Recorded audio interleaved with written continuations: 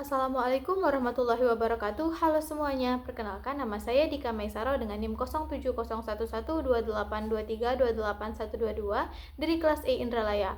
Nah, pada video kali ini saya akan menjelaskan materi mengenai anggaran publik dari mata kuliah Keuangan Publik yang diampu oleh Ibu Alvina Septiani, SAP MSI. Anggaran merupakan alat akuntansi yang dapat membantu pimpinan perusahaan dalam merencanakan dan mengendalikan operasi perusahaan. Menurut Mardiasmo tahun 2009, anggaran merupakan pernyataan mengenai estimasi kinerja yang hendak dicapai selama kurun periode waktu tertentu yang dinyatakan dalam ukuran finansial.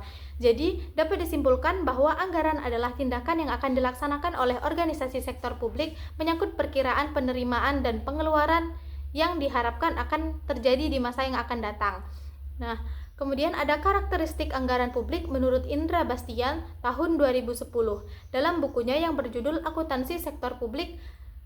Karakteristik anggaran publik terdiri dari anggaran yang dinyatakan dalam satuan keuangan dan satuan non-keuangan. Yang kedua, anggaran yang umumnya mencakup jangka waktu tertentu, yaitu 1 tahun atau beberapa tahun. Yang ketiga, anggaran yang berisi komitmen atau kesanggupan manajemen untuk mencapai sasaran yang telah ditetapkan.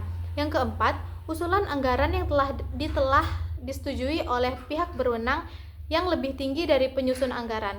Yang kelima, anggaran yang telah disusun hanya dapat diubah dalam kondisi tertentu.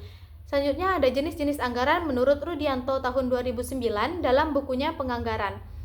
Anggaran perusahaan dapat dibagi menjadi beberapa jenis, yaitu yang pertama, anggaran operasional. Anggaran operasional adalah rencana kerja perusahaan yang mencakup seluruh kegiatan utama untuk memperoleh pendapatan dalam periode tertentu.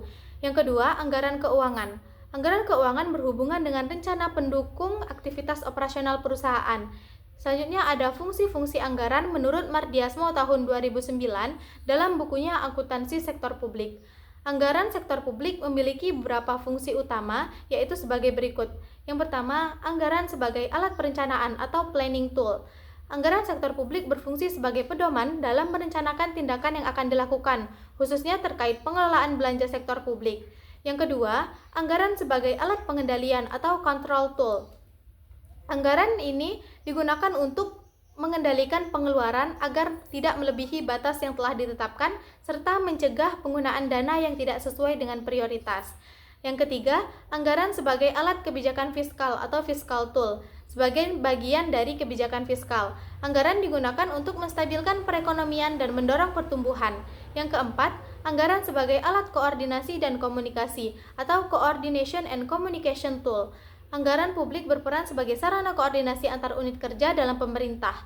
Yang kelima, anggaran sebagai alat motivasi atau motivation tool.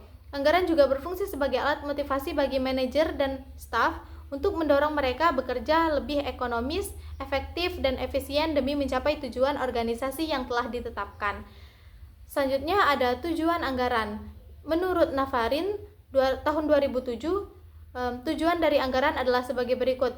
1. Digunakan sebagai landasan yuridis formal dalam memilih sumber dari investasi dana. Yang kedua, memberikan batasan atas jumlah dana yang dicari dan digunakan. Yang ketiga, merinci sumber dana yang dicari maupun jenis investasi dana sehingga dapat memudahkan pengawasan. Yang keempat, merasionalkan sumber dan investasi dana agar dapat mencapai hasil yang maksimal. Yang kelima, menyempurnakan rencana yang telah disusun karena dengan anggaran lebih jelas dan nyata terlihat. Dan 6, menampung dan menganalisis serta memutuskan setiap usulan yang berkaitan dengan keuangan. Nah, selanjutnya ada prinsip-prinsip anggaran publik menurut Indra Bastian tahun 2010.